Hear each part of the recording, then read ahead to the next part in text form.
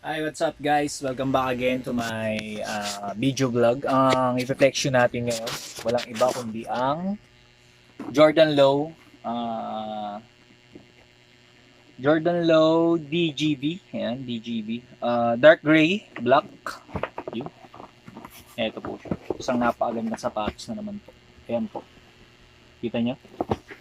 Ayan guys. So, yung pumunta kami sa mall nito, nagkakahalaga siya ng yung original nito.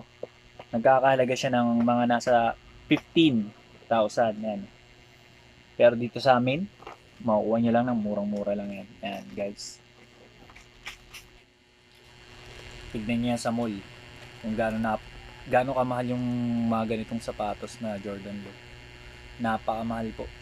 Yan. Yan. Pero dito sa amin, murang-mura lang yan. Sobrang solid. Ayan.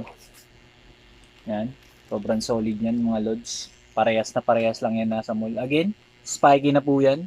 Good quality leather. Ganun din. Ayan o. Ang lambot. Yan. Lambot ng ano niya. Makapalampog. Pati swelas. Yan o. Napakagandang sapatos ng mga lods. Yan. Travis Scott. Yan. Ito pala yung mga suit ni Travis Scott. Yan. Kilala niyo yun yung ano. Yung rapper. Ayan o. Ganda. Isang napakalupit na sapatos na naman mga lods. Jordan Low. Yan. Travis Scott. Yan. Isang napakalupit na sapatos mga lods.